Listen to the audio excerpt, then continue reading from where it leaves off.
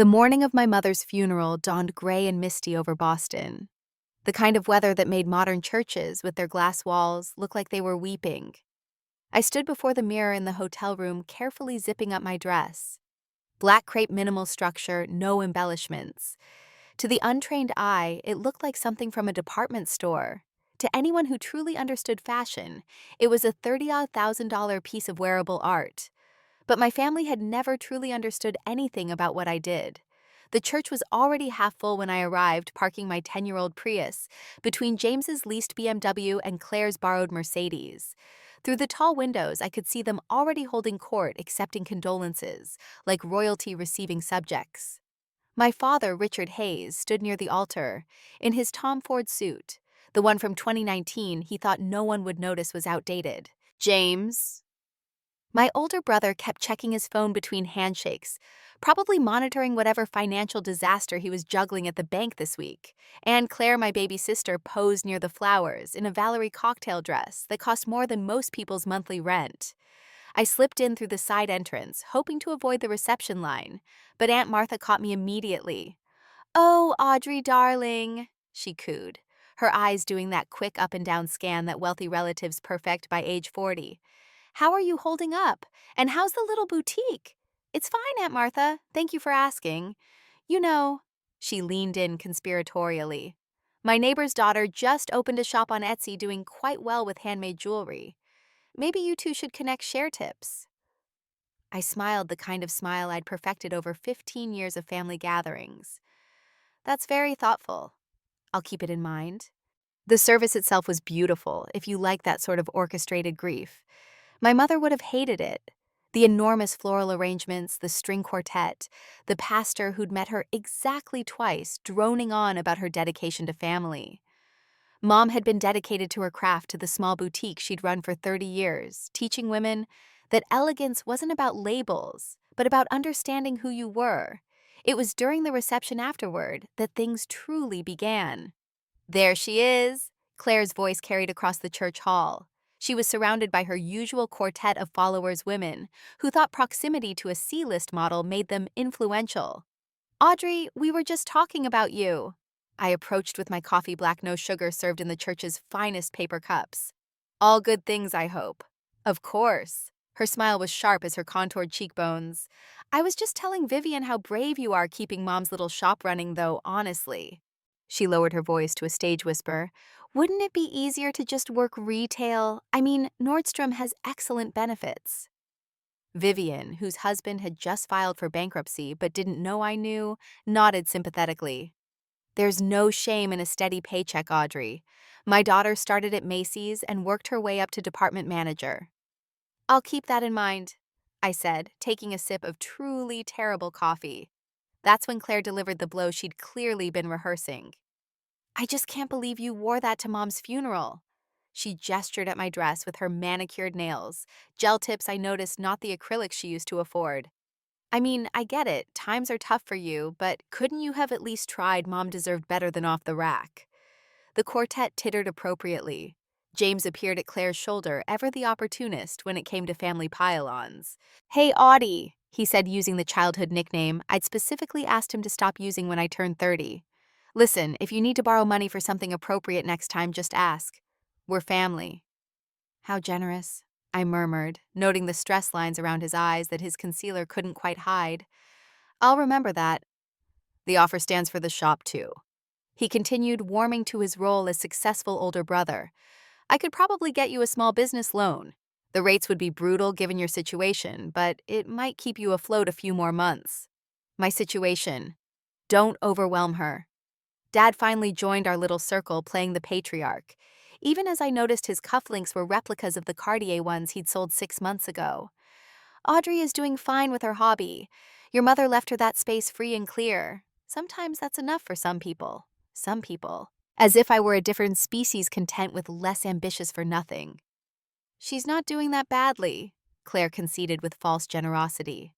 "That vintage Prius is very eco-conscious, and living in a studio apartment means less to clean, right?" The assumptions rolled over me like old friends. The Prius I drove to family events because the Bentley would raise questions. The studio apartment that was actually my private floor at Meridian Towers. the little boutique that served as my personal design laboratory when I needed to touch fabric to remember why I'd built an empire on my mother's foundation of understanding women's relationships with their clothes. Oh, Audrey, Cousin Jennifer joined our growing circle of condescension. I've been meaning to ask. I have some clothes I was going to donate. Would you want them for your shop?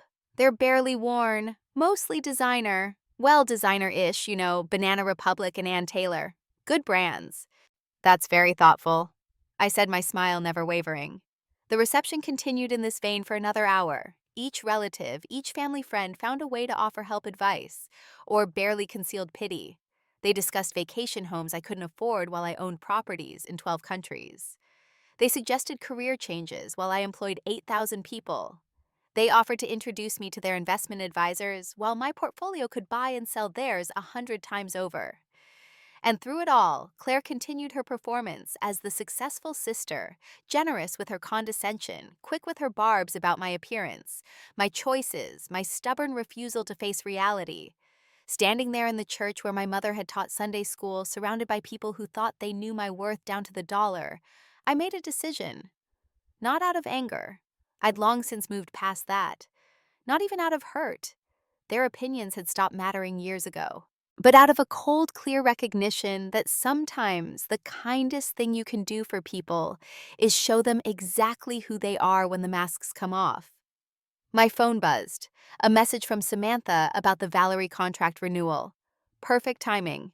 I excused myself to the bathroom, typed a quick response, and returned to find Claire holding court by the memorial display, telling anyone who'd listen about her upcoming campaign as the new face of the brand. It's basically a done deal, she was saying. The creative director loves my look, says I embody their woman, successful, sophisticated, uncompromising. I thought about the email I just sent about the meeting tomorrow, where that same creative director would explain that the brand was moving in a new direction about the bills piling up in Claire's Beacon Hill apartment, the ones she thought no one knew about. That's wonderful, Claire, I said, raising my paper cup of terrible coffee and a toast. To new directions, she preened, missing the irony entirely. They all did. As I left the reception, accepting a few more offers of charity and career guidance, I looked back once at my family dressed in their borrowed finery, living their leveraged lives so certain of their superiority over quiet, struggling Audrey. By the end of the week, they'd all know differently. But for now, I drove away in my sensible Prius, just another failed dreamer, in a city full of them carrying secrets worth more than all their assumptions combined. The next morning, I returned to my mother's boutique on Hawthorne Avenue. To everyone else, it looked exactly as it had for 30 years, a modest storefront squeezed between a dry cleaner and a vintage bookshop. The painted sign reading Elizabeth's still hung above the door, its gold lettering faded but dignified. What they didn't know was that I'd purchased the entire block 6 years ago through one of my holding companies. Inside, morning light filtered through the original windows, catching dust motes that danced above racks of carefully curated pieces. My mother had possessed an extraordinary eye, able to spot potential in a garment the way others might recognize a masterpiece in a gallery. I'd learned at her knee, watching her transform women with a tuck here, a suggestion there, an understanding of how clothes could be armor or wings depending on what you needed. My phone buzzed with the family group chat Dad had insisted on creating after Mom's diagnosis. Grief support. He'd named it, though it functioned more as a bulletin board for their respective performances of success. James, crushing it at the quarterly review. Mom would be proud. Claire. On set for the Valerie shoot. Thinking of you all. Dad. Close the Steinberg deal. Your mother always said persistence pays. Lies layered upon lies like poorly constructed garments where the seams showed if you knew where to look. James's bank was under federal investigation for predatory lending practices, something he'd conveniently failed to mention. Claire wasn't on any set. Valerie had suspended her contract 3 days ago pending restructuring, though she hadn't received the termination notice yet. And Dad's Steinberg deal, I'd had my lawyers kill it last week when I discovered it involved my mother's memorial fund as collateral. I set my phone aside and walked through the boutique, running my fingers along the fabrics. In the back office, hidden behind a panel my mother had installed during late nights, lay the real heart of the space.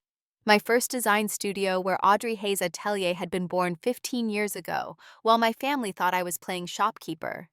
The irony wasn't lost on me. They pitied me for clinging to this place, never realizing it was my sanctuary, my laboratory, the root from which an empire had grown.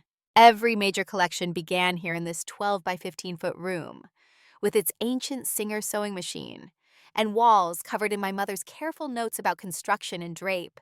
Samantha called as I was examining a bolt of Italian wool my mother had stored for something special. "Good morning, Miss Hayes. I have the reports you requested." "Go ahead." "Your brother's bank is facing a liquidity crisis. The federal investigation is expanding. His personal assets are leveraged at 340% of their value." I wasn't surprised. James had always confused the appearance of wealth with its reality, never understanding that true power came from what you could build, not what you could borrow.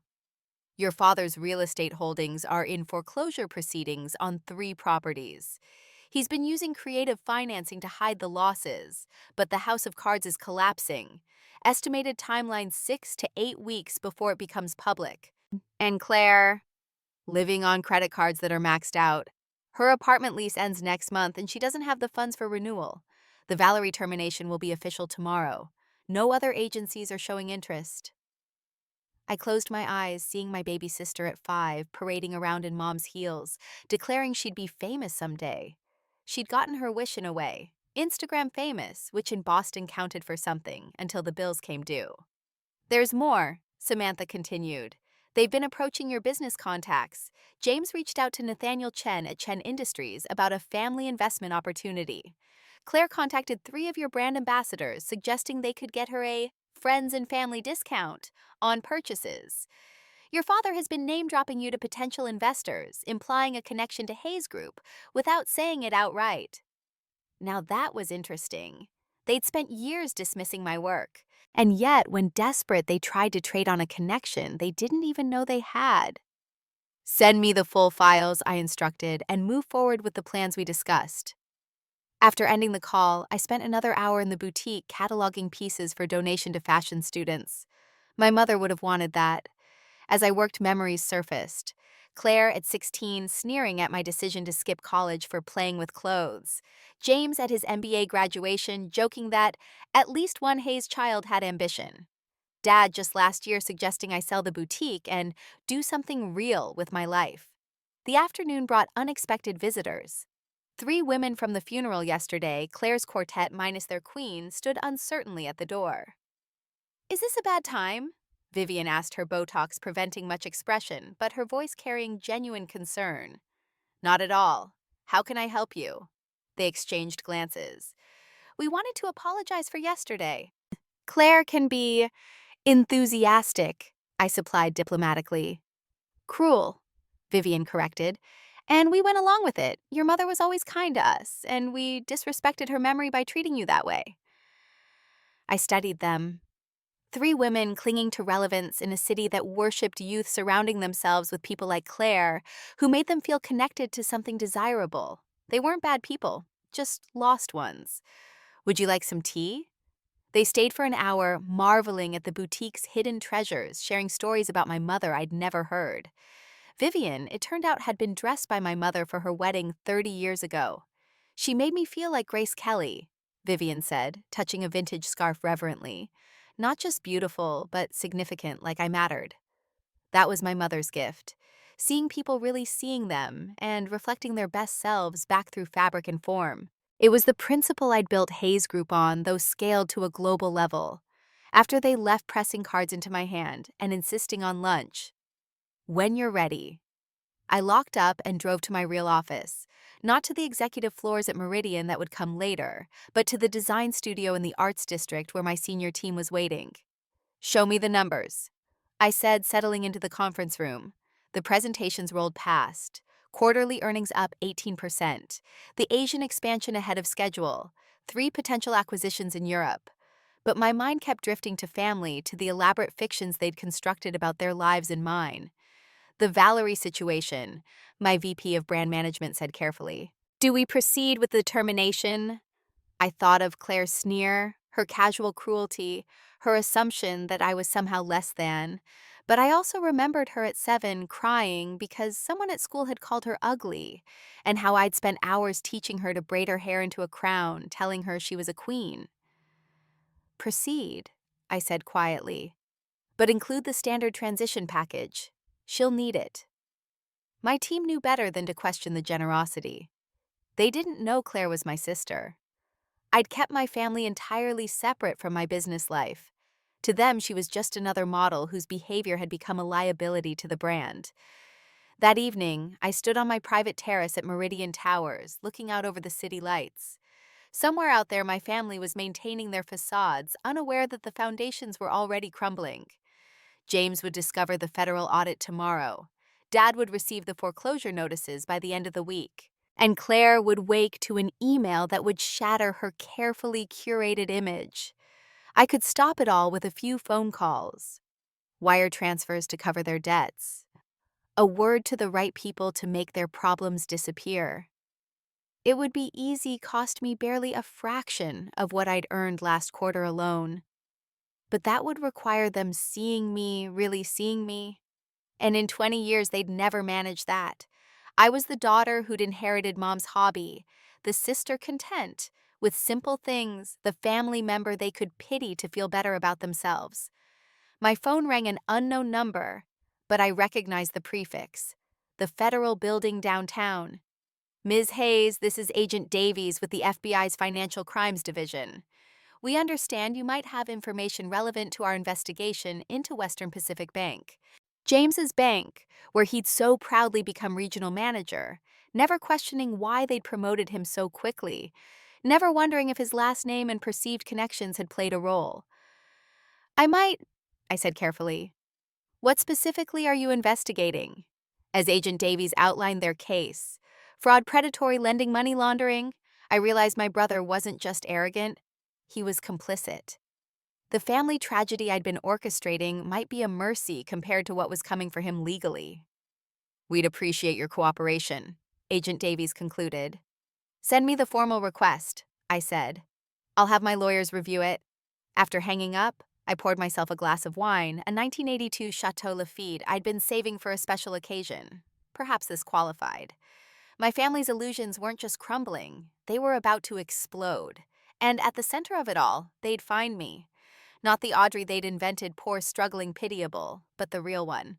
The one they'd never bothered to see. The one who'd taken our mother's wisdom about understanding people through what they wore and built it into something they couldn't even imagine. Tomorrow, the first dominoes would fall. But tonight, I raised my glass to the city lights, to my mother's memory, and to the exquisite truth that the best revenge isn't served cold. It's served couture. The boutique on Hawthorne Avenue had never looked more innocent than it did that Tuesday morning. Sunlight streamed through the windows, illuminating the carefully arranged displays that most people assumed were my entire world. I arrived early, as I always did, when I needed to think, letting myself in through the back entrance that opened onto a narrow alley where delivery trucks had been unloading bolts of fabric for 3 decades. Inside, everything appeared exactly as the world expected. A small, respectable dress shop clinging to life in an era of fast fashion and online shopping. The front room held maybe 400 square feet of retail space, with racks of carefully curated pieces that I rotated seasonally, a single changing room, a modest counter with an ancient cash register I kept for appearance's sake, though all transactions actually ran through a state-of-the-art point-of-sale system hidden beneath. But the boutique was like an iceberg. What showed above the surface bore no resemblance to what lay beneath. I made my way past the vintage mannequins through the stockroom, where I'd hidden as a child during inventory days, reading fashion magazines while my mother counted and recounted their modest selection. At the back wall, I pressed my thumb against what looked like an old light switch. The biometric scanner, concealed behind layers of paint and deliberate aging, verified my identity in milliseconds. The wall swung inward on silent hinges, revealing the first of many secrets. The immediate space beyond could have belonged to any high-end atelier in Paris or Milan. Clean lines, perfect lighting, walls of pure white that made the colors of the fabric sing. This was my true design studio, where Audrey Hayes' atelier had been born, while my family believed I was barely keeping my mother's shop afloat. But even this was mere prelude. I descended the stairs, imported Italian marble, that no customer would ever see, to the first sublevel, where the boutique's foundation connected to a network of spaces I'd acquired over the years. The dry cleaner next door I'd bought it 5 years ago, converting its basement into a pattern-making workshop where my senior technicians could work undisturbed. The vintage bookshop on the other side, its lower level now housed my archive climate-controlled rooms, containing every significant piece from every collection I'd ever created. The real revelation lay deeper still. 2 stories below street level, accessed by a private elevator, hidden behind what appeared to be a storage closet, sat the nerve center of my East Coast operations.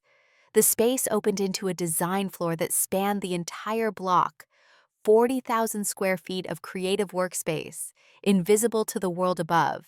Screens lined one wall, displaying real-time sales data from Hayes Group's 63 global locations. Design teams worked at Constellation desks, their discussions a polyglot mixture of French, Italian, Mandarin, and English. "Good morning, Ms. Hayes," someone called out, and heads turned briefly before returning to their work. Here they knew exactly who I was. No pretense, no pity, no assumptions beyond the expectation of excellence I demanded from myself and everyone around me.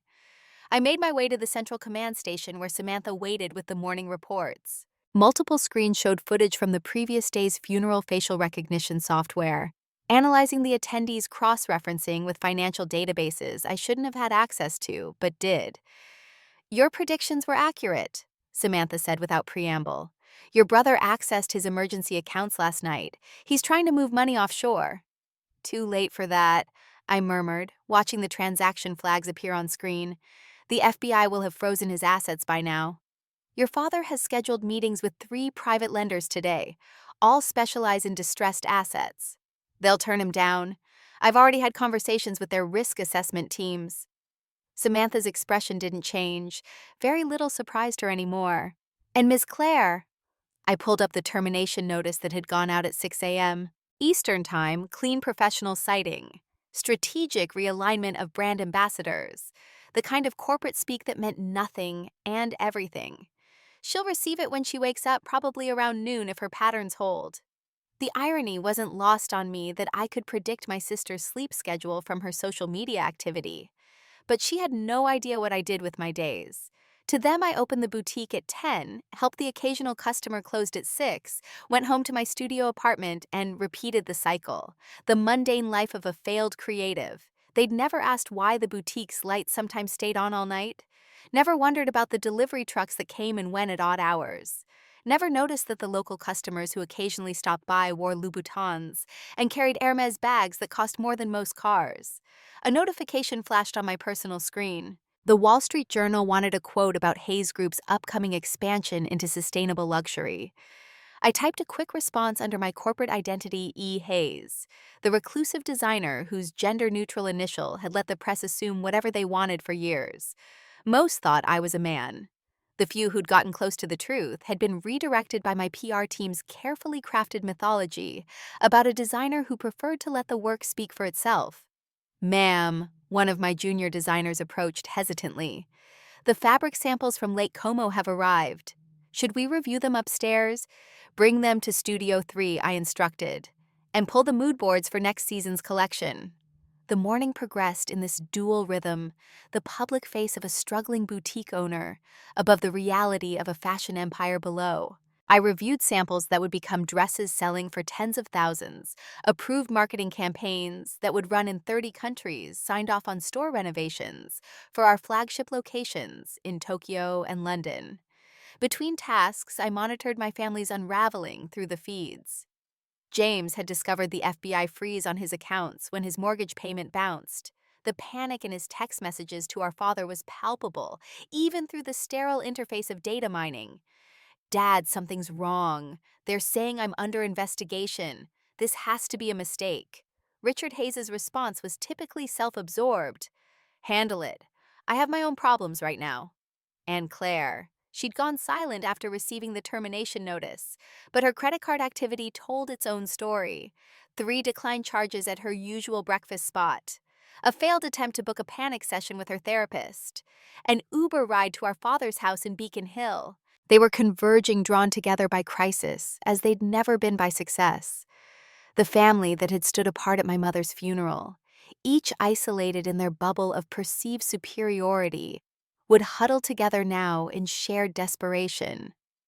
My phone buzzed with a text from an unknown number. I recognized Claire's secondary cell, the one she thought no one knew about. "Can we talk?" "Please." I stared at the message, remembering a dozen childhood moments. Claire taking my favorite doll and crying when I tried to get it back, our parents scolding me for not sharing. Claire wearing my homecoming dress without asking, stretching it beyond repair, then telling everyone I'd gained weight. Claire at Mom's diagnosis, too busy with a photo shoot to visit the hospital, leaving me to hold our mother's hand through chemo sessions. But also Claire at 3, crawling into my bed during thunderstorms. Claire at 8, proudly presenting a macaroni necklace she'd made for my birthday. Claire at 13, sobbing in my arms when her first boyfriend dumped her via text. "Not yet," I typed back, then deleted it without sending.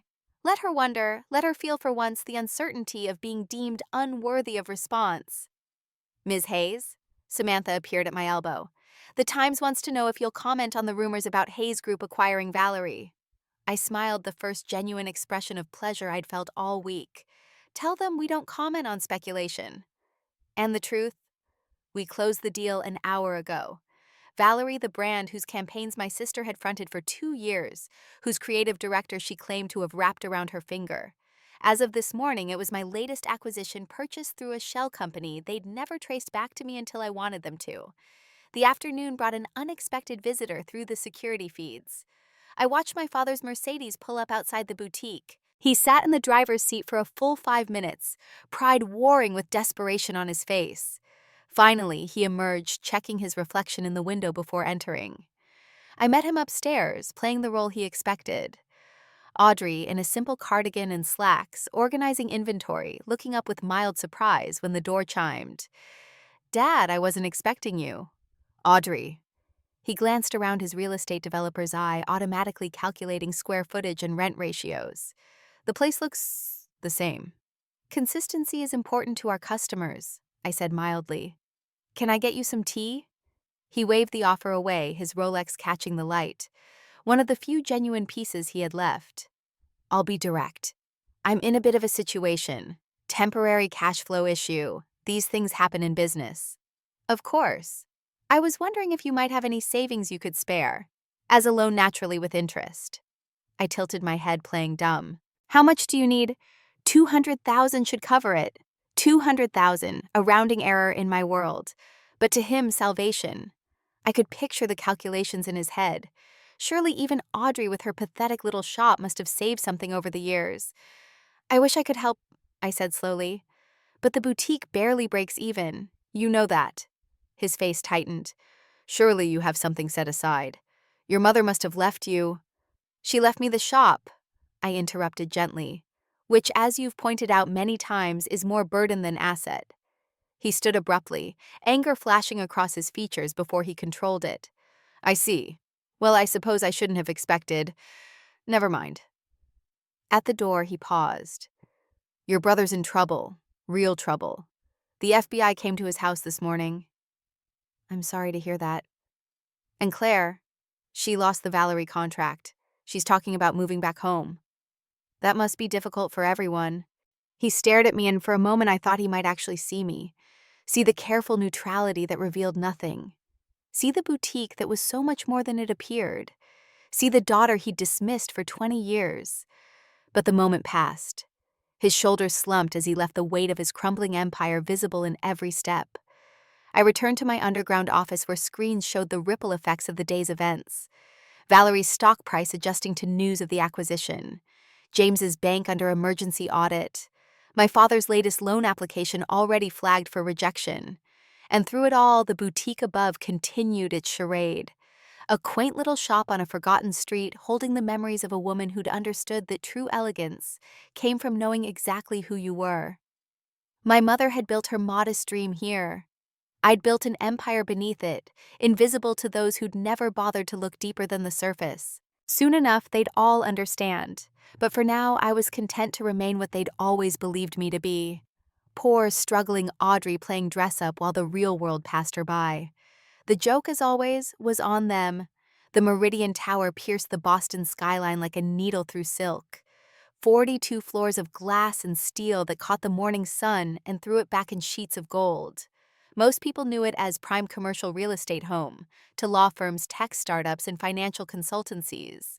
What they didn't know was that floors 35 through 38 belonged entirely to Hayes Group, accessible only by private elevator, hidden behind a facade of shell companies and subsidiary names. I arrived at 7 using the executive entrance that connected directly to the underground parking structure. My Bentley, the one my family had never seen, slid into its reserved spot between my CFO's Maserati and my head of international development's Tesla. The valet nodded respectfully. No questions about why the CEO preferred to arrive before the city fully woke. The private elevator rose smoothly, requiring both biometric scan and voice recognition. As the floors counted upward, I transformed. The simple boutique owner who'd served my father tea yesterday ceased to exist. By the time the doors opened onto the executive floor, I was E. Hayes, architect of a fashion empire that spanned continents. "Good morning, Ms. Hayes," my executive team chorused as I entered the main conference room. Coffee appeared at my elbow. Ethiopian single origin, prepared exactly as I liked it. The screens around the room already displayed overnight reports from our Asian and European operations. "Let's begin with acquisitions," I said, settling into my chair. "The Valerie transition is smooth as silk," reported Michael Worthington, my VP of acquisitions. Their board was grateful for the buyout. They were hemorrhaging money faster than they'd admitted publicly. And their creative team. "We've retained the senior designers who show promise. The rest received generous severance packages. As for their model roster," he paused delicately, "we've released all contracts as per your instructions, with the exception of 3 who fit our new brand direction." Claire hadn't been one of the 3, of course. The market response: positive. Stock up 4% in overnight trading. The fashion press is calling it a strategic coup. Women's Wear Daily wants an exclusive on your vision for the brand. "They can wait," I murmured, reviewing the numbers on my tablet. Valerie would be profitable within 18 months under our management. Their previous leadership had focused on flash over substance, burning through capital for Instagram moments, while ignoring the fundamental mathematics of luxury retail. Moving on to the European expansion. Samantha took over her presentation, crisp and efficient. "The Milan flagship is ahead of schedule. Paris is on track for a September opening. London," she hesitated. "We've hit a snag with the Mayfair location." Define snag. "The property owner is Richard Hayes." The room went still. My father's name hung in the air like an uninvited guest at a party. My executive team didn't know he was my father. I'd been careful to keep that separation absolute. To them, he was simply another over-leveraged real estate speculator who happened to own a building we wanted. "I see," I said calmly. "What's his position?" "Desperate," Michael replied bluntly. "He's behind on taxes, facing foreclosure, but he's refusing our offer, holding out for a higher bidder that doesn't exist." "Double our offer," I instructed, "but structure it through the Cayman subsidiary. Make it clear this is our final proposal. If he refuses, we walk and leak our withdrawal to the press. The property will be worthless without an anchor tenant of our caliber." Samantha made a note. "Shall I handle the negotiation personally?" "No. Send Dimitri. He has a gift for making stubborn men see reason." The meeting continued for another hour, covering everything from sustainable fabric sourcing to the launch of our first fragrance line. Throughout it all, I partitioned my mind. CEO in the foreground, daughter watching her father's empire crumble in the background. My phone, set to silent, lit up with messages. "James. Elise, I need a lawyer. Do you know anyone cheap?" "Claire. Why aren't you answering me? This is literally life or death." "Dad. Your brother is being railroaded. The family needs to stick together." I archived them all without responding. Let them stew in the uncertainty they'd so casually inflicted on others over the years. Ms. Hayes. Samantha drew my attention back. There's one more matter. The Times piece on the mysterious E. Hayes. They're pushing hard for an interview. They've figured out you're a woman, though they haven't connected any other dots yet. How close are they to the truth? Not very. They're chasing ghosts in New York, convinced you're connected to the Parsons School of Design because of your technical excellence. Let them chase, I decided, but have legal prepare cease and desist orders in case they get too creative with their speculation.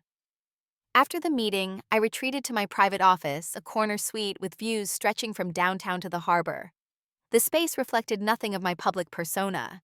No fashion magazines, no mannequins, no fabric samples. Instead, clean lines and minimalist furniture punctuated by a single photograph on my desk.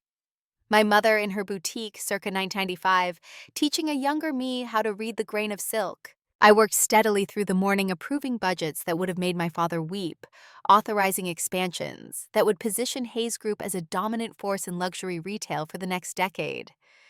Between spreadsheets and strategy sessions, I monitored my family's continued meltdown through various feeds and sources. James had hired a public defender.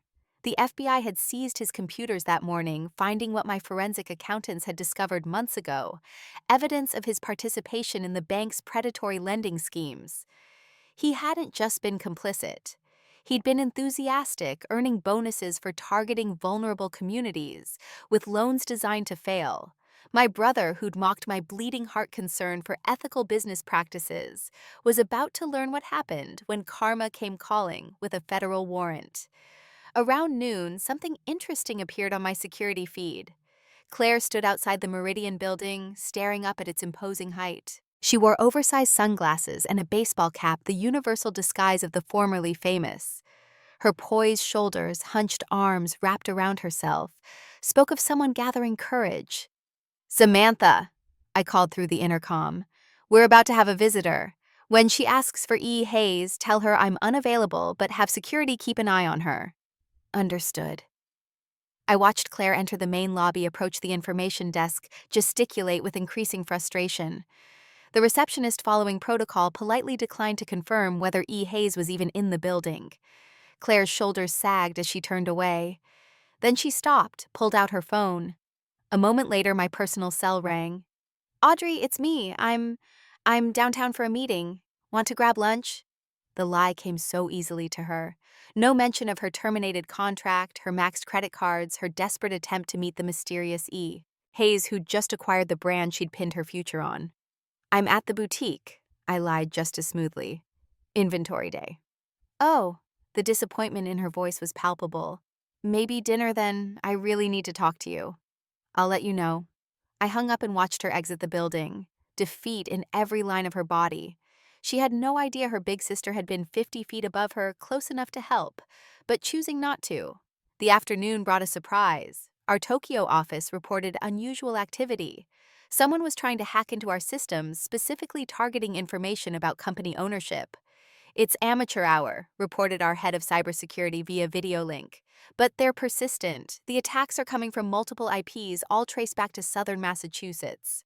"James," though, I said with certainty. "My brother, the tech-savvy MBA, trying to dig into Hayes Group, looking for leverage perhaps, or trying to understand why his bank had been so eager to finance certain fashion industry ventures that were now under scrutiny. Should we counterattack or just block? Neither. Let him waste his energy, but document everything. The FBI might find it interesting that he's attempting corporate espionage while under federal investigation." As the day wore on, the walls continued closing in on my family. My father's final loan rejection came through at 3:47 p.m. James's assets were frozen completely by 4:15. And Claire, in a move that surprised me, pawned her last piece of valuable jewelry, a Cartier watch I'd given her for her 21st birthday. They were drowning, and I held all the life preservers. My desk phone buzzed. "Ms. Hayes, there's a Detective Martinez here. Says it's regarding an investigation into Western Pacific Bank." "Interesting." "Send him up." Detective Martinez was younger than I'd expected, with sharp eyes that took in every detail of my office. His partner, a veteran named Walsh, had the weathered look of someone who'd seen too much financial crime to be surprised by anything. "Ms. Hayes, thank you for seeing us. We understand you have significant business dealings in the fashion industry." Among other things, yes. We're investigating certain loans made by Western Pacific Bank to fashion startups that appear to be shell companies. Your name came up as someone who might have insight into these businesses. James's bank, James's schemes, and now they were sniffing around the edges of my empire, not realizing how vast it truly was. I'm happy to help however I can, I said pleasantly, though I should mention my lawyers will need to be present for any formal questioning. Of course, this is just preliminary. We're trying to understand the network of relationships. Martinez pulled out a tablet showing a complex web of company names and credit lines. Have you heard of any of these entities?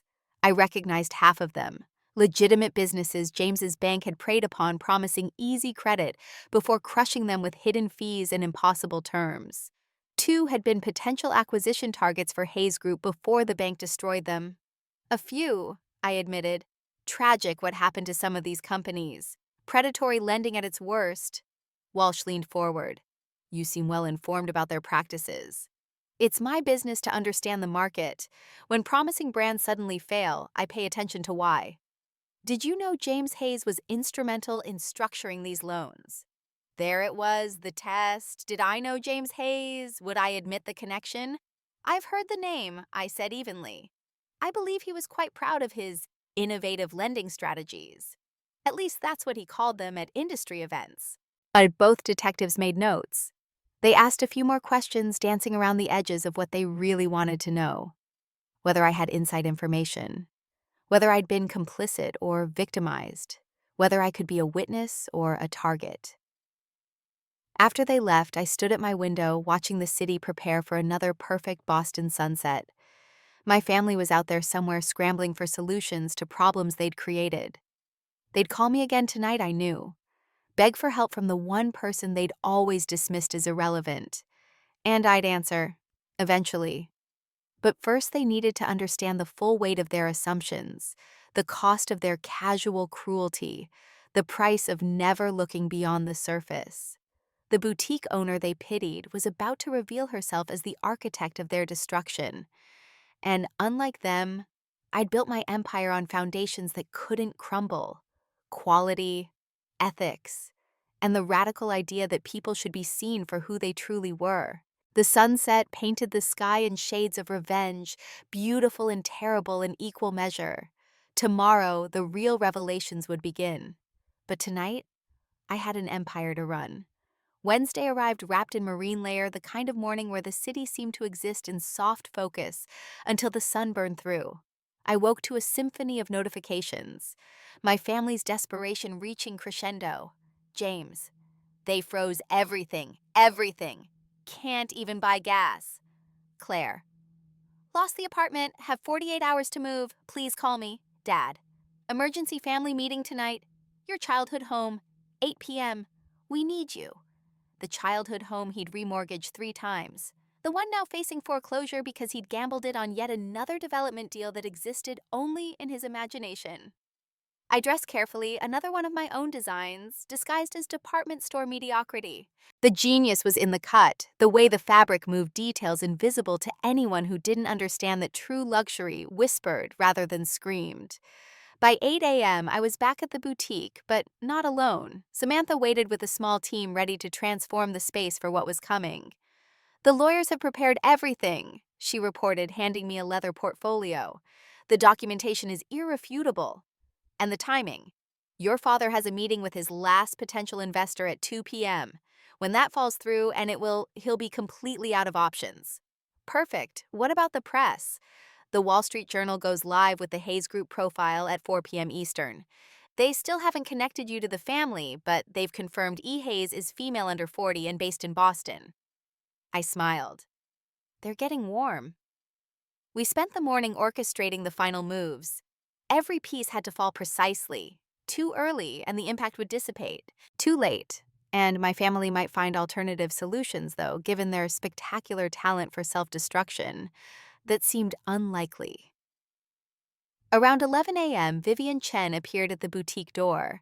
I'd been expecting her since her husband's bankruptcy had finalized Monday morning. Audrey, she said, her usual polish cracked around the edges. I hope you don't mind me dropping by. Of course not. Tea. She nodded gratefully, following me to the back, where I kept a small seating area, deliberately modest, intentionally forgettable.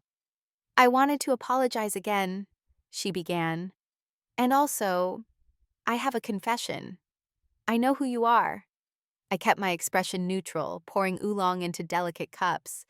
Oh, my niece works at Parsons. She was researching E. Hayes for her thesis on invisible influencers in fashion. She showed me a photo from a trade show in Milan 5 years ago. Someone caught you in the background just for a second, but I recognized you. I see. I haven't told anyone, she rushed to add. And I won't. I just wanted you to know that someone sees you, really sees you. Your mother would be so proud. What makes you think? The dress you wore to the funeral. I touched it when I hugged you. That fabric doesn't exist at retail. That construction, she smiled sadly. I spent 30 years in fashion before I married money. I know haute couture when I feel it. I studied her carefully.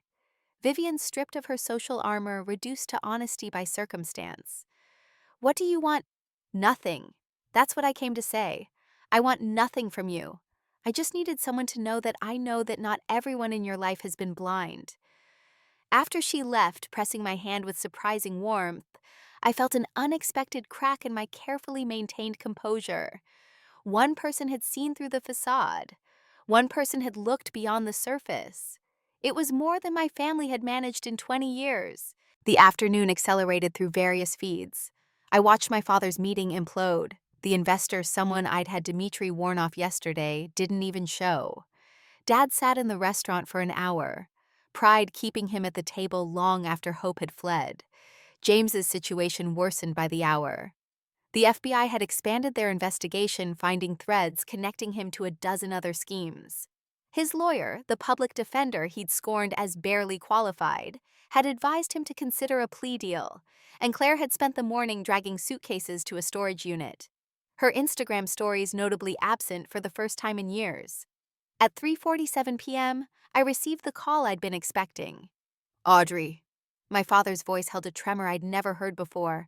I need you to come to the house. Family meeting. It's urgent. I'll be there by 7. No. Now, please. We need you now. The please almost made me waver. Almost. 7, I repeated. I have business to finish first. The boutique closed at 5 p.m. officially. I spent the next hour in my underground office monitoring the Wall Street Journal article as it went live. The headline started immediately: The Invisible Empire. How E. Hayes built fashion's most secretive powerhouse. Hayes Group's mystery CEO. The woman redefining luxury retail. From shadow to spotlight. Hayes's billion-dollar revolution. The articles contained facts but no photos. Details but no personal information. They painted a picture of a fashion visionary who'd built an empire while maintaining complete anonymity. The press was fascinated. Fashion Twitter was exploding. And my various phones began ringing with interview requests. I ignored them all, changing into something appropriate for a family meeting where secrets would die. The dress I chose was one of my favorites. Seemingly simple black jersey that moved like water and photographed like shadow. To my family, it would look like another unremarkable outfit. To anyone with eyes to see, it was $50,000 worth of perfection. The drive to Beacon Hill took 40 minutes in traffic, winding up through the streets to the house where I'd learned that love was conditional, and worth was measured in appearances.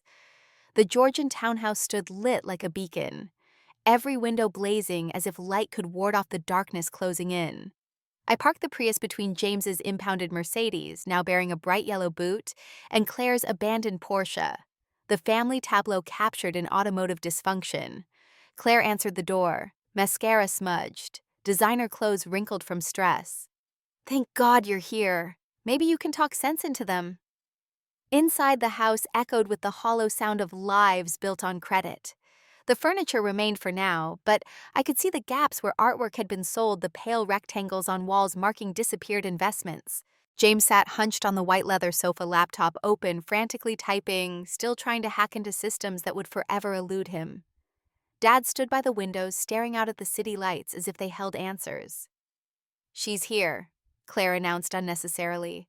They turned to me, and I saw it then, the moment when the dismissed becomes essential. They needed me, or thought they did. They believed poor, simple Audrey might have some savings to contribute some connection, to exploit some comfort to offer. Sit, Dad commanded, still trying to play patriarch even as his kingdom crumbled. We need to discuss the situation. Which situation? I asked mildly, choosing a chair that kept me separate from their cluster. James's federal investigation, Claire's terminated contracts, your impending foreclosure. They stared. Claire spoke first. How did you?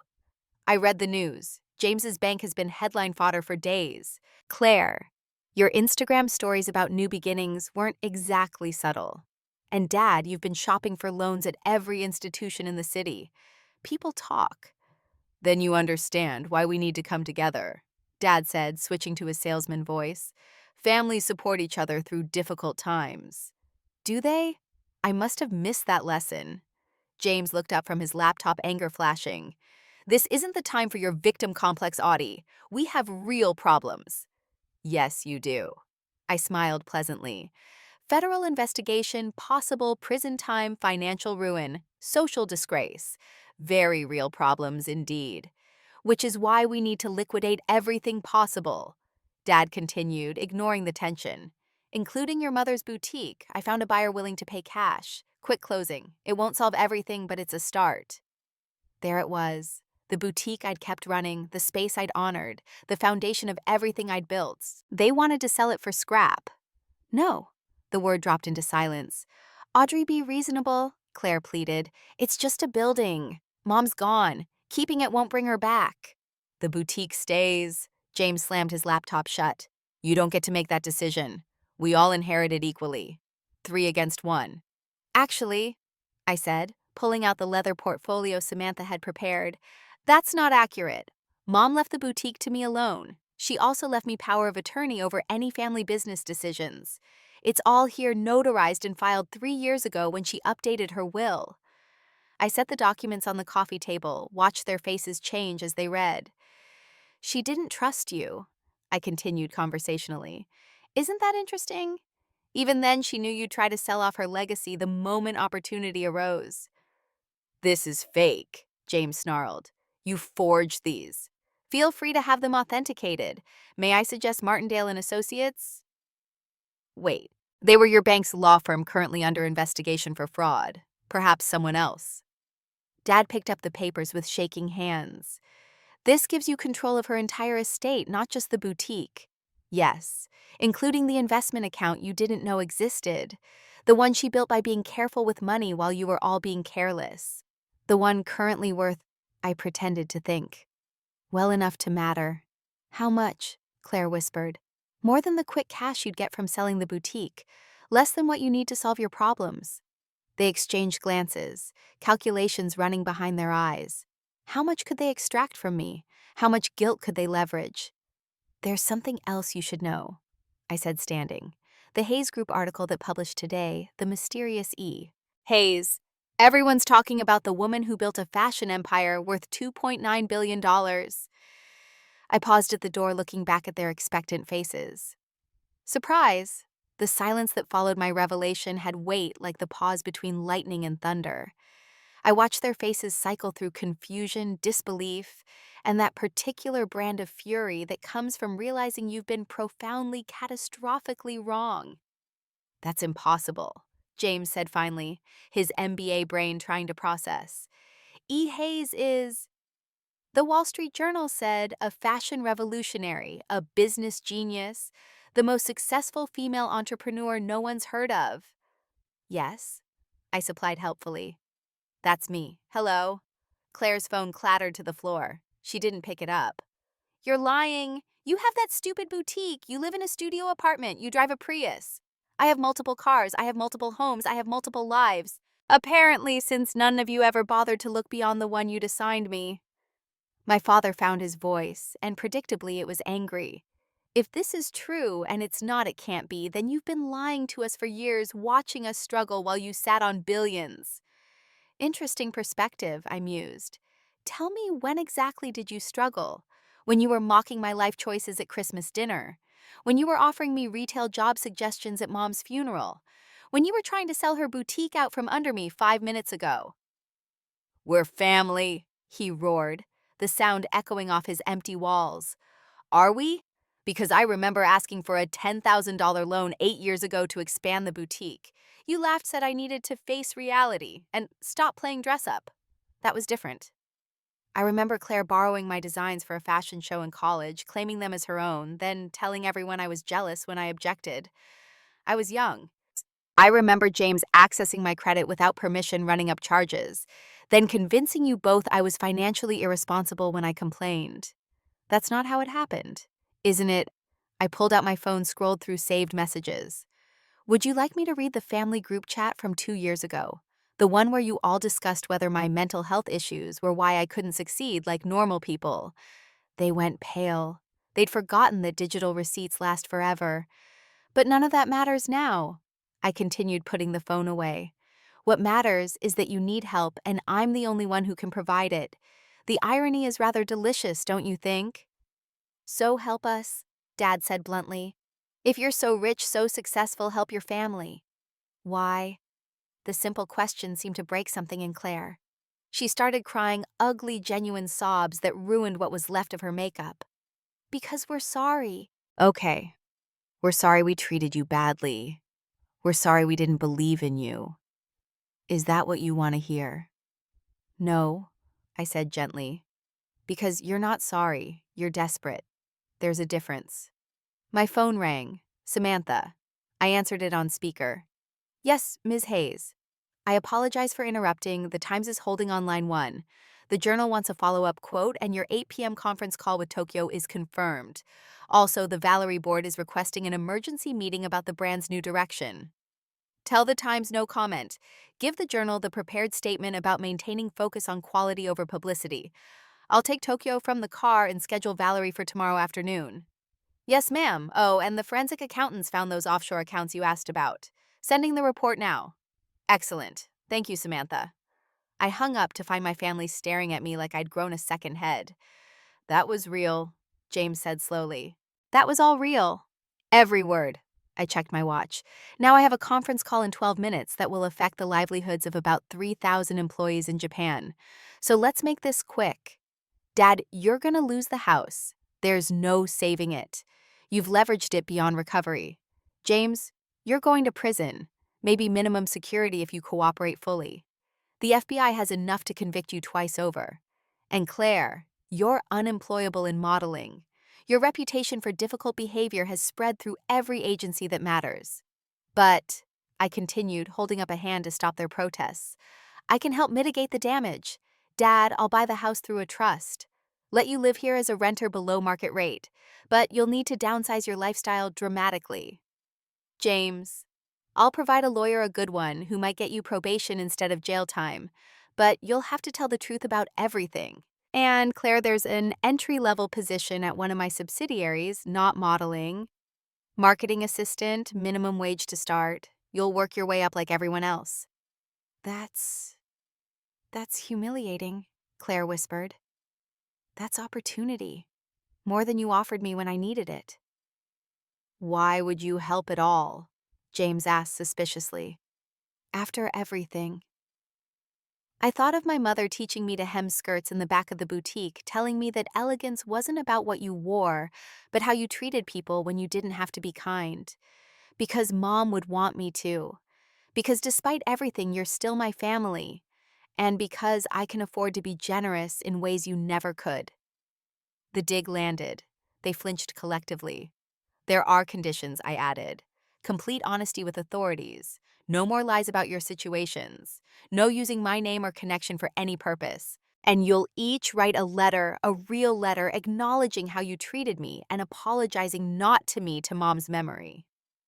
You want us to apologize to a dead woman? Dad's pride flared one last time. I want you to acknowledge who you've been.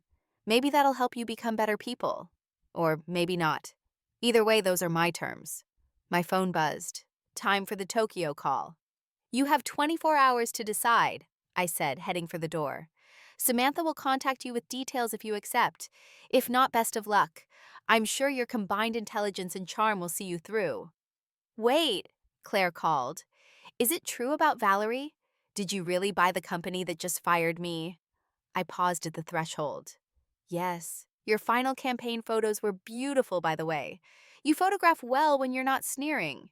Pity about the attitude." Did you did you have me fired?" "No. You managed that all on your own. I just declined to interfere with the consequences." Outside, I took a deep breath of night air tinged with jasmine and exhaust fumes. The city sprawled below, full of dreams and delusions, success and failure, truth and lies. My phone rang immediately. Tokyo. I switched to my professional voice, the one my family had never heard. "Takeshi, good morning." "Yes, I reviewed the projections." As I drove down from the hill conducting billion-dollar business from my decade-old Prius, I thought about the meeting scheduled for tomorrow, the one where I'd reveal to my executive team that we were launching a new initiative, a foundation supporting young designers from disadvantaged backgrounds, funded by the acquisition of a certain Beacon Hill property.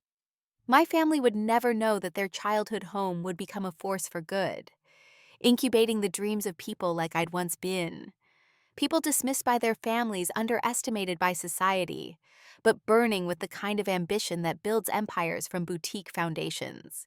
The call with Tokyo went well. 3 new stores approved, a partnership with a heritage textile manufacturer, revenue projections that would make my father weep with envy.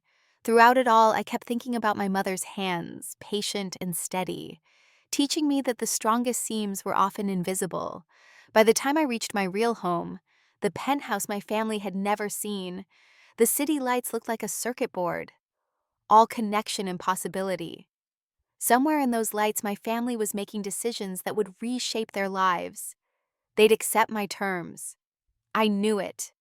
Desperation made philosophers of fools and beggars of kings. But that was tomorrow's drama.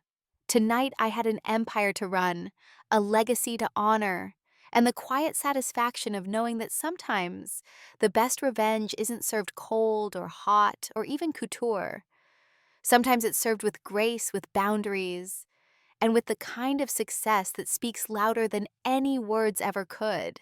My phone lit up with messages from the fashion world, all clamoring to understand the mystery of E. Hayes finally revealed. I turned it off, poured a glass of wine, and stood at my windows looking out at the city that had watched me build kingdoms from clotheslines. "You were right, Mom," I said to the reflection in the glass. "Elegance is about knowing who you are, even especially when no one else does." Tomorrow, the fashion world would want to know everything about E. Hayes. But tonight, I was just Audrey, and that was enough. Thursday morning arrived with unusual clarity, the kind of Boston day that made the city look like a movie set too perfect to be real. I'd been awake since 4, not from anxiety, but from habit. The empire never slept, and neither did its architect. By the time my phone rang at 6:47 a.m., I'd already reviewed overnight reports from London, approved a capsule collection for Milan Fashion Week, and practiced the delicate art of being unreachable to everyone who suddenly wanted to reach me. "Audrey," my father's voice had aged a decade overnight. "I need to talk to you." "I'm listening." "Not on the phone. In person, please." There was something in that please, not manipulation this time, but genuine brokenness. I agreed to meet him at a small cafe in Back Bay neutral ground, where neither of us had history. He was already there when I arrived, hunched over black coffee in a corner booth. His Tom Ford suit had been replaced by a simple polo and khakis. Without the armor of assumed success, he looked smaller, more human. "You look tired," I observed, sliding in across from him. "I haven't slept." He studied my face as if seeing it for the first time. 20 years. You've been building this for 20 years and I never saw it." "You never looked." "No," he agreed quietly. "I never looked." The waitress approached. I ordered green tea, giving him time to gather whatever words he'd come to say. "Your mother knew," he said finally. "Didn't she?" "Some of it. Not the full scope, but she knew I was more than what I seemed. She was the only one who ever asked about my work with genuine interest. The boutique, that's where it started. That's where I learned. Every woman who came through those doors taught me something about desire, insecurity, transformation. Mom showed me how to see people, really see them. You taught me what happened when people refuse to look. He flinched. I suppose I deserve that. This isn't about what anyone deserves. It's about what is. The FBI came to the house this morning, he said abruptly. About James. They wanted to know if I knew about his activities. I didn't. Audrey, I swear I didn't know how deep he was in it. I know. You were too focused on your own schemes to notice his. That's not... He stopped, reconsidered. Yes, you're right. We sat in silence while my tea arrived. Around us, Back Bay woke up. Joggers passing the windows, shopkeepers raising their gates, the ordinary world spinning on, while our family's extraordinary collapse continued. I'll accept your terms, he said finally. The house, the downsizing, all of it. But I need to know why. Why help us at all?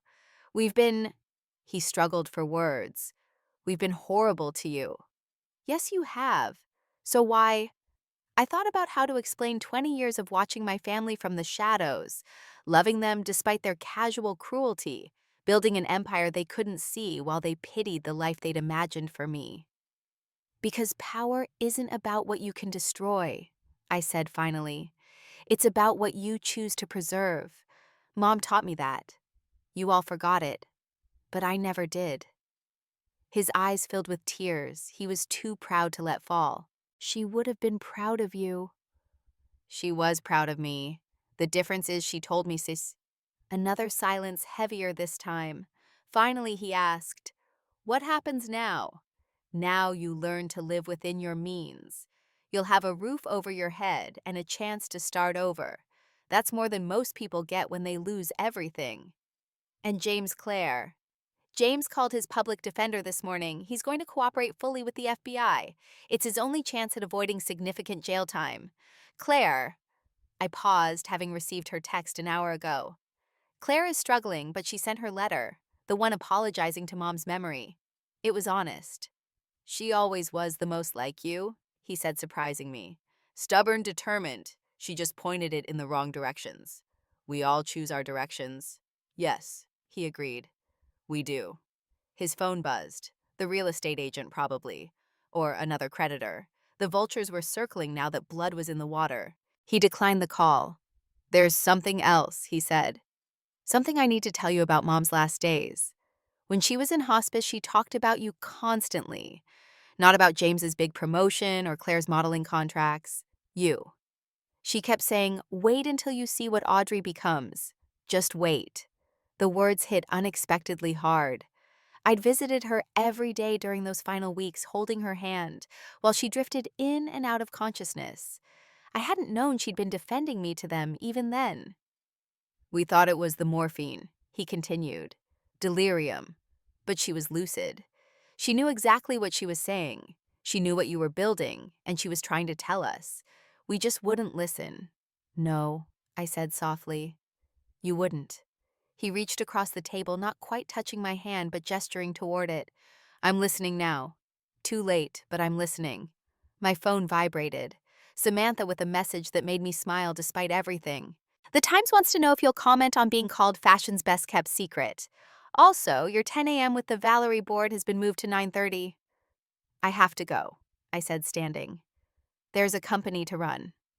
Of course. He stood too awkward in this new dynamic where his youngest daughter held all the cards. Audrey, would you consider having dinner sometime? Not about money or help or any of that. Just dinner. Ask me in a year, I said. After you've had time to figure out who you are without the facade. I left him there with his cold coffee and warm regrets. Stepping out into the morning sun, my driver was waiting. Not the Prius today, but the Bentley.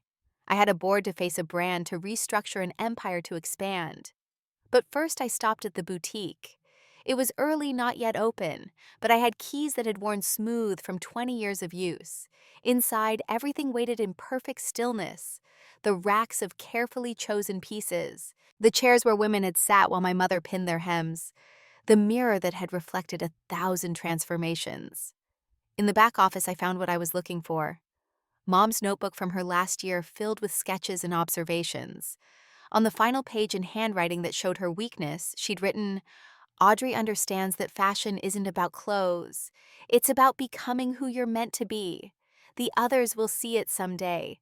Be patient with them, my darling.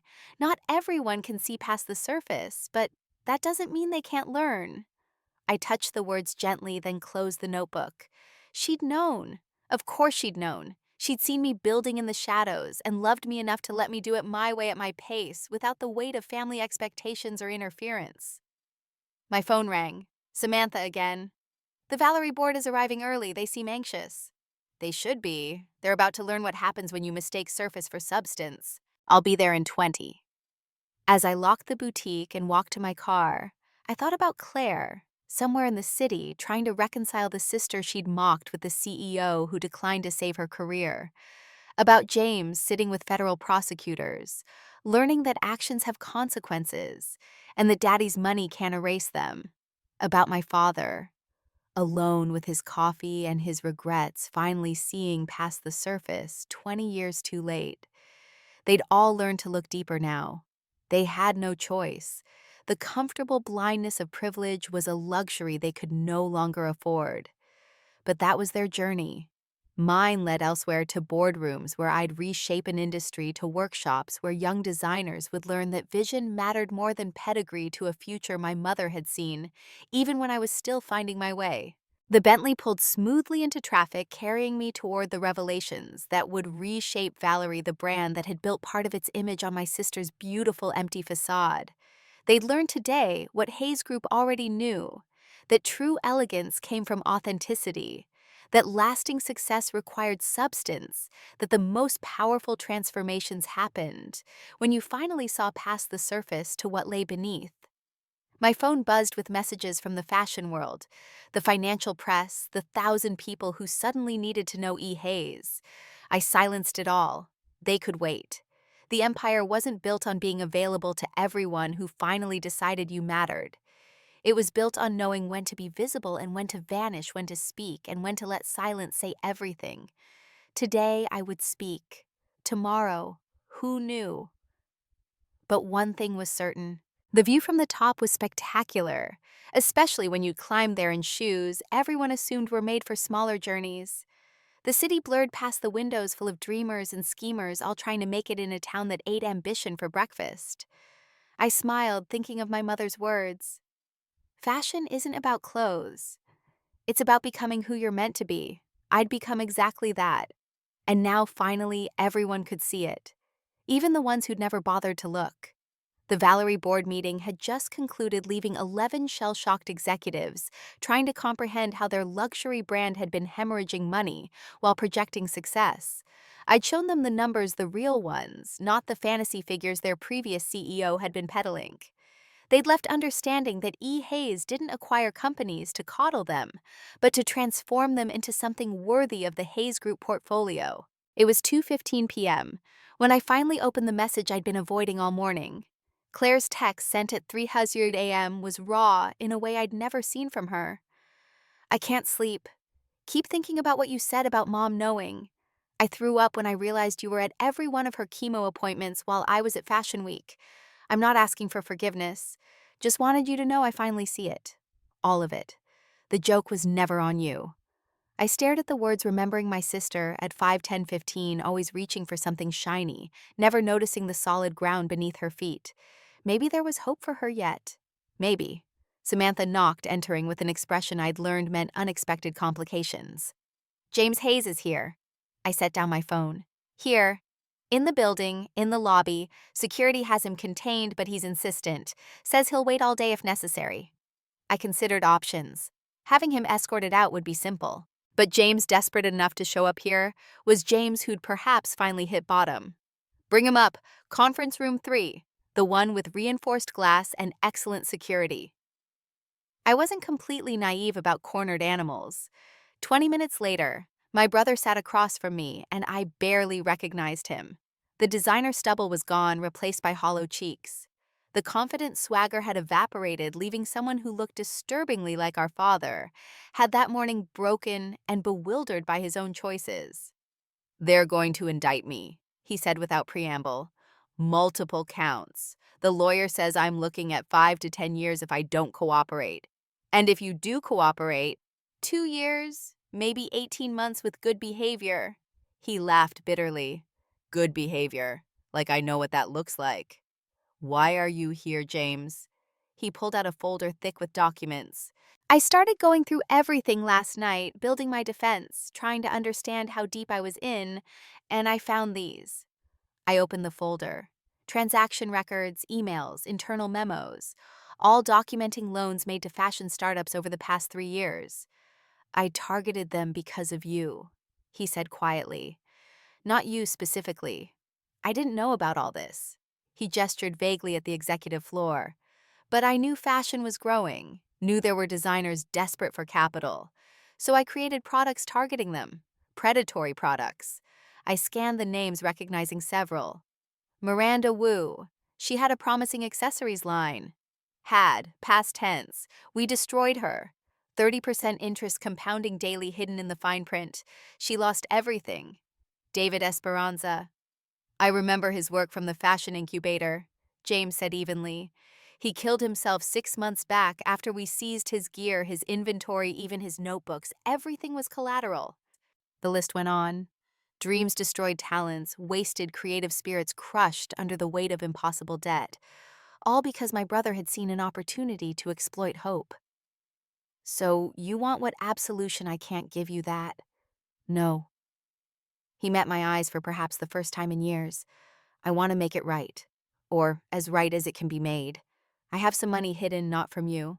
Apparently, since you seem to know everything but from the FBI. About $2 million in cryptocurrency. I want to give it to them. The designers. The ones still alive anyway.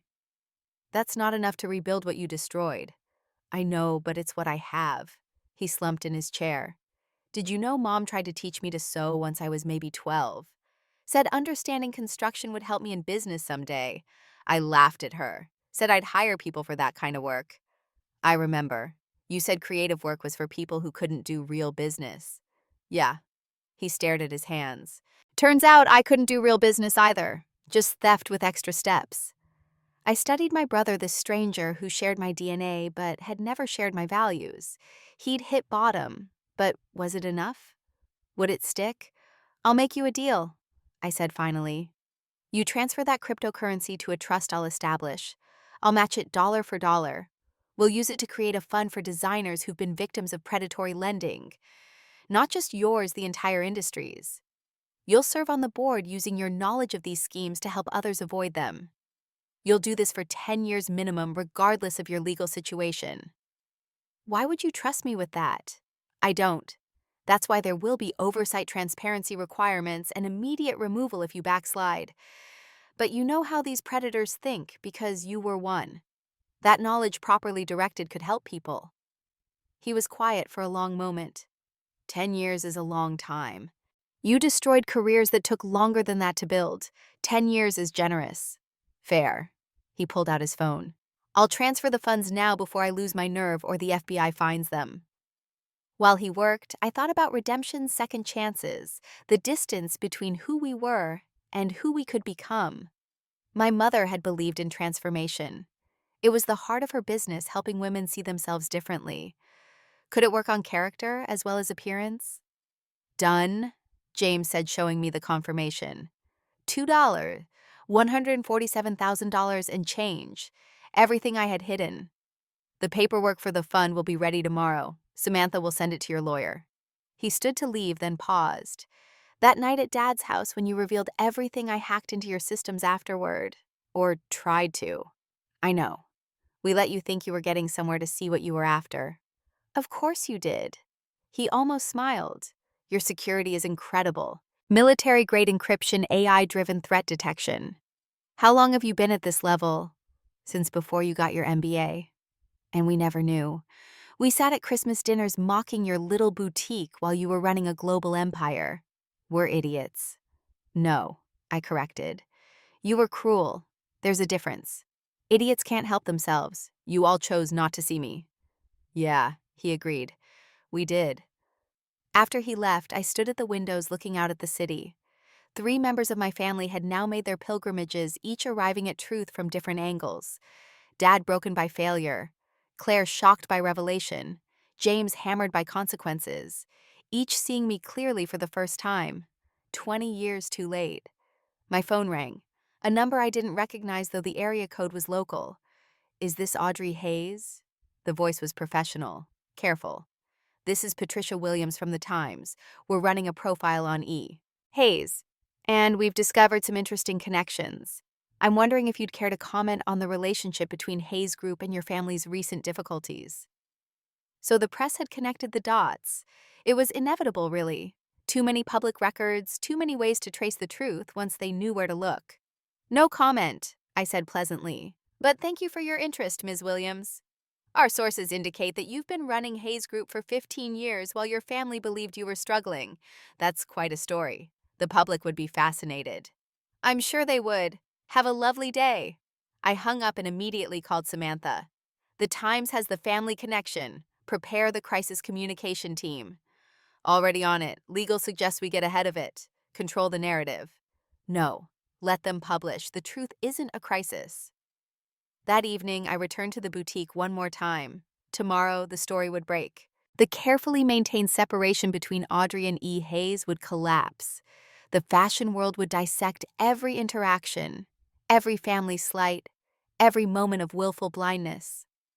But tonight, I had the silence of my mother's space, the peace of good work done quietly, the satisfaction of an empire built on foundations my family never thought to examine.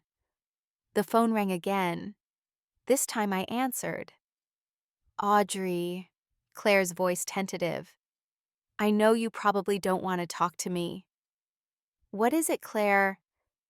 I just wanted to say I started the marketing assistant job today, the one at your subsidiary. They don't know I'm your sister. I didn't tell them. Good. It's hard, like really hard. They have me organizing fabric swatches and updating spreadsheets. My feet hurt and my boss is maybe 23 and she's kind of mean. Welcome to entry level. Yeah, a pause. I keep thinking about what you said about mom seeing people. I never learned that. I only learned to see myself.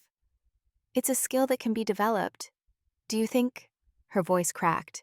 Do you think she'd forgive me, Mom, for missing so much time with her? I closed my eyes, seeing our mother in her last days still finding beauty in the world, still believing her children would find their way to wisdom. I think she already did, I said softly. The question is whether you'll forgive yourself. I'm trying. It's hard seeing who I really was. That's where transformation begins, with clear sight. After we hung up, I locked the boutique for the night. Tomorrow would bring Revelation's crisis opportunity. The fashion world would learn that E. Hayes had been hiding in plain sight, building an empire while her family built houses of cards. But that was tomorrow's challenge. Tonight, I drove home in the Prius one last time. As the invisible Audrey, the woman they'd pitied, the daughter they'd dismissed, the sister they'd never bothered to know. At a red light, I caught my reflection in the window and smiled. My mother had been right as always. Fashion wasn't about clothes.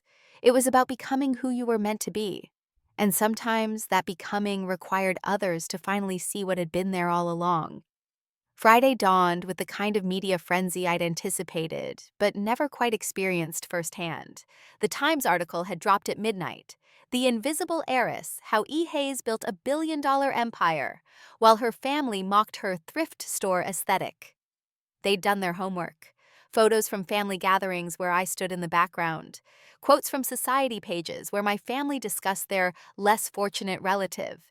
Financial records showing the empire rising while my family's fortunes fell. The juxtaposition was devastating in its clarity. By 6:00 a.m., my phone had logged over 400 calls. Fashion bloggers, financial analysts, documentary producers, and every distant relative who'd suddenly remembered we were family. I turned it off and went for a run along the Charles River, needing clarity before the storm fully broke. When I returned to Meridian Towers building security, informed me that news vans were already gathering outside. The invisible years were officially over.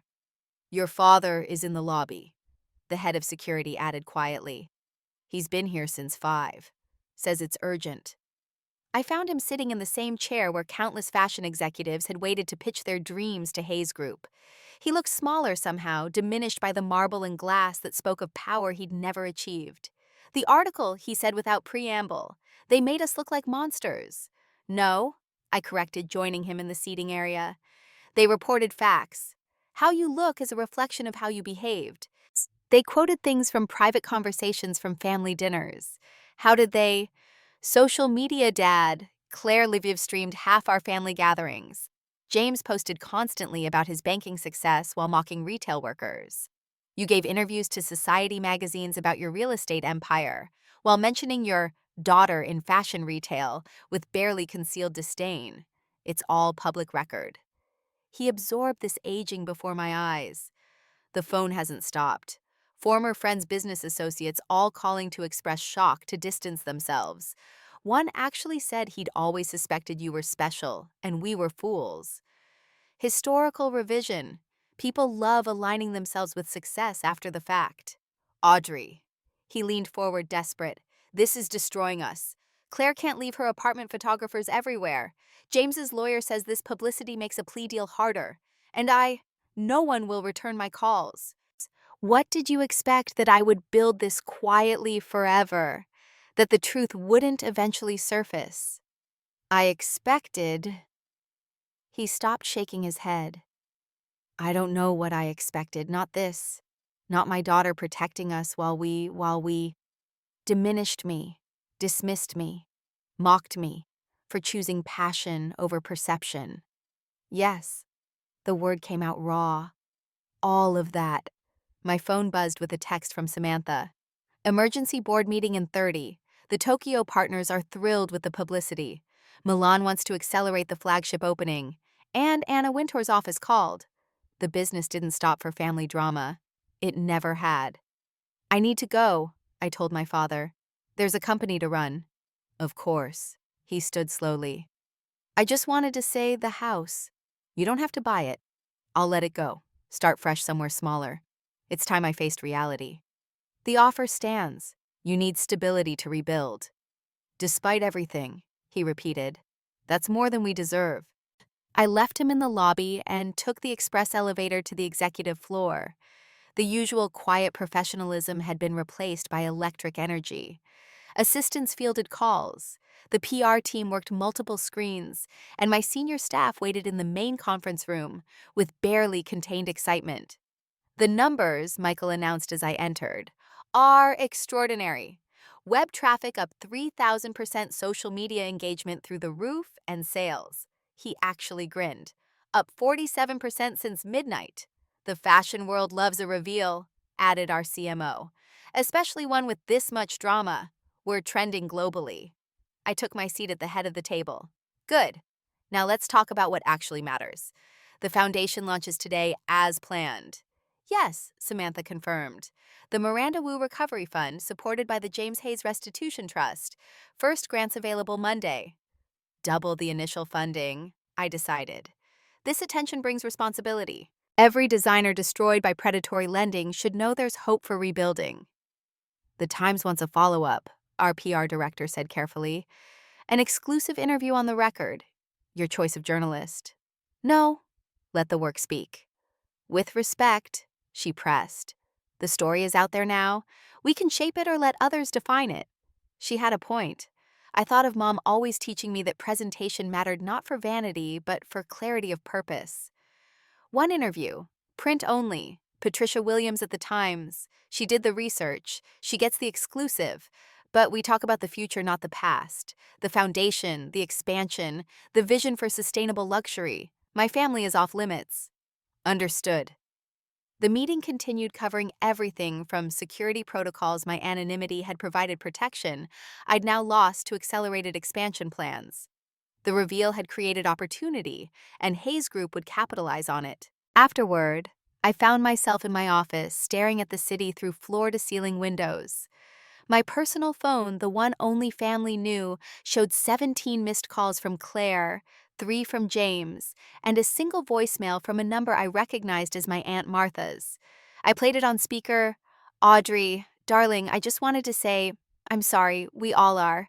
Your mother tried to tell us, but we were too proud to listen. She'd be so proud. We were fools, all of us, complete fools.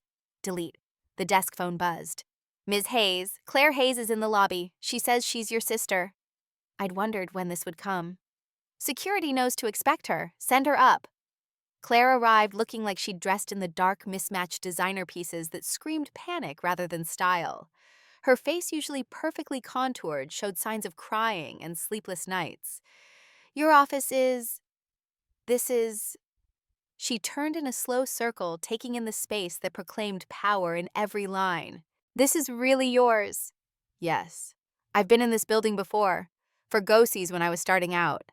I never got past the third floor." She laughed shakily. "Wouldn't take me then. Won't take me now, for different reasons." "Sit," I suggested. "You look ready to collapse." She folded into a chair designer bag clutched like armor. "The photographers followed me here. They're shouting questions about whether I'm a gold digger, whether I knew all along, whether I'm here begging for money." "Are you?" "No." She met my eyes. "I'm here to quit." That surprised me.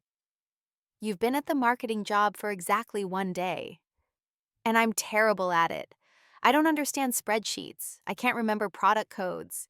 I spent 3 hours trying to organize fabric swatches, and my supervisor had to redo everything." Tears started falling. "I don't know how to work, Audrey. I never learned. I only know how to pose. So learn how." "I'm 30. The word came out as a wail. "I'm 30 and I can't do entry-level work. Everything I touch turns to disaster, just like our family. We're poison." "Self-pity doesn't suit you," I said crisply. "And we're not poison. We're people who made choices. The difference is whether we learn from them." "Easy for you to say. You built all this." She gestured at the office, "while I built nothing but an Instagram following that's now sending me death threats." I pulled out my phone and called down to HR. "The new marketing assistant in Division 7, Hayes, yes. I want her transferred to the boutique training program starting Monday." "Yes, I know it's unusual. Make it happen." "What are you doing?" Claire asked as I hung up. "Giving you a chance to learn from the beginning. Our boutique program trains sales associates in the fundamentals: customer service, inventory, basic business operations. You'll work in our street-level store here in the building. The pay is the same, but you'll learn what fashion actually is when you strip away the glamour." "You want me selling clothes?" "I want you understanding that every transaction matters, that the woman buying a scarf deserves the same respect as the one buying couture, that fashion is about service, not just surface." She wiped her eyes, smearing what was left of her mascara. "Why help me? I've been horrible to you. That article, those quotes. I actually said those things." "Yes, you did, and you'll live with having said them. But Mom believed in transformation. So do I. Whether you take this chance is up to you." "I'll take it," she said quickly. "I'll sell scarves, I'll organize inventory. I'll do whatever it takes to learn." "Good. Report Monday at 8 a.m. Dress code is all black. Minimal jewelry, comfortable shoes. You'll be on your feet for 9 hours. She stood to leave, then paused at the door. "The dress at Mom's funeral. You made it, didn't you?" "Yes." "It was perfect. I see that now. Understated but flawless. Everything I pretended to be but wasn't." She tried to smile. "Maybe one day I'll understand fashion the way you do." "Maybe. Or maybe you'll find your own way. That's what Mom always said. Fashion isn't about copying someone else's style. It's about finding your own truth." After she left, I had 5 minutes of peace before the Times interview. 5 minutes to think about transformation's second chances, and the strange journey that had brought my family to their knees while lifting me to heights they'd never imagined possible. Patricia Williams arrived precisely on time, digital recorder in hand, and eyes sharp with intelligence. She'd broken the story that ended our careful separation of lives. Now she'd help write the next chapter. "So," she began, settling into her chair. "Everyone wants to know, how does it feel to be visible?" I considered the question, thinking of shadows and light, of building in silence and revealing in thunder. "Like taking off a coat I no longer need," I said finally. "Useful while it lasted, but the weather's changed." She smiled, understanding the fashion metaphor. "And your family off limits as agreed." "Then let's talk about the future. Hayes Group just announced a foundation for designers affected by predatory lending. The timing seems pointed." "Fashion has always been about transformation," I replied. "I'd Sometimes that includes transforming mistakes into opportunities for redemption. Is that what this is? Redemption? It's what fashion has always been, the chance to become something new while honoring what came before. My mother taught me that in a 20 by 30-foot boutique. Now I teach it across 63 stores worldwide. The scale changes. The principle doesn't. The interview continued for an hour, covering business philosophy expansion plans, the vision for sustainable luxury that would define Hayes Group's next decade. Through it all, I kept thinking about my family scattered across the city, each grappling with the collapse of illusions they'd mistaken for truth. As Patricia prepared to leave, she asked one final question. Any regrets about the years of invisibility? I thought about all those family dinners, the dismissive comments, the casual cruelty of being unseen by those who should have looked closest. No, I said firmly. Every designer knows that the most important work happens before the reveal. The years they didn't see me were the years I learned to see myself. That's worth more than recognition, even from family, especially from family. Their blindness taught me to value my own vision. I wouldn't change that lesson even if I could. She left with enough material for a dozen articles. I remained at my desk as the sun set over Boston, painting the sky in shades of revelation and reckoning. Tomorrow would bring new challenges. The boutique would open with Claire behind the counter, learning humility one transaction at a time. James would meet with federal prosecutors, trading information for the possibility of redemption. Dad would sign papers accepting my offer, beginning his journey from emperor of nothing to tenant of truth. But tonight, I sat in my tower of glass, an ambition no longer invisible, no longer dismissed, no longer the family disappointment who played with clothes while real life passed her by. The city lights sparkled below each one, a dream, a desire, a chance for transformation. Just like fashion, just like family, just like the empire built from a mother's wisdom and a daughter's refusal to be less than she was born to be. The phone rang again. This time I let it sing uninterrupted, its sound lost in the vastness of possibility stretched before me. 2 weeks later, I hosted my first family dinner. Not at the Beacon Hill house, which was already being converted into the Hayes Foundation for Design Innovation, but at my penthouse in Meridian Towers. James arrived first, his electronic monitoring bracelet visible beneath his pant leg. Claire came next, sharing stories about a customer who'd recognized her and asked for a selfie with the famous sister. Dad was last carrying a bottle of wine that cost less than $20, but that he'd chosen himself, not delegated to an assistant. We sat at my table awkward at first, then gradually finding rhythm in conversations that weren't performances or competitions. James talked about his first board meeting at the Restitution Trust, the look on Miranda Wu's face when she received her grant. Claire showed sketches she'd been working on, simple designs, but with a clear point of view. Dad said little but listened much, his eyes taking in his children, as if trying to memorize who they'd become when he wasn't looking. As we finished dessert, I excused myself briefly, returning with a small package wrapped in simple cream paper. "What's this?" Claire asked. "Something Mom left for all of us. I found it when I was going through her things at the boutique last week." They fell silent as I placed the package on the table. "Open it," I said to Dad. "It was meant for you, too." His hands trembled slightly as he unwrapped the small box. Inside lay 4 small velvet pouches and an envelope addressed in my mother's handwriting, "For my children when they're ready to see." Dad read the letter aloud, his voice growing steadier with each word. "My darling children, if you're reading this together, then perhaps time has begun healing what pride divided." In each pouch is a button from my wedding dress, the one dress I never sold, never altered, never let go. I've carried these buttons for 40 years as reminders that the most beautiful things in life are often hidden in plain sight, waiting to be recognized by those who truly see. Audrey understood this first. She saw beauty where others saw ordinary value, where others saw worthless possibility, where others saw endings. I pray that someday you'll all see what she sees, that transformation isn't about changing who you are, but revealing who you've always been. With endless love, Elizabeth. We each took a pouch. Inside was an antique pearl button, luminous despite its age. She knew, Claire whispered, tears tracking her cheeks. She always knew, I confirmed. We sat in silence, four people sharing DNA and decades, but only now beginning to share truth. Outside Boston stretched toward the harbor, indifferent to our small family drama, but somehow made more beautiful by it. Next Sunday, James asked finally. Same time. I looked at their faces. Familiar strangers learning to see clearly for perhaps the first time. Yes, I said. Next Sunday. As they left, Dad lingered at the door. Audrey, thank you. Not just for dinner, for... I know, I said simply. After they were gone, I stood at my windows holding my mother's button up to the light. It caught the moon throwing tiny rainbows across the polished floor. Beauty hidden in plain sight waiting for the right angle of vision. I slipped the button into my pocket and turned back to my designs.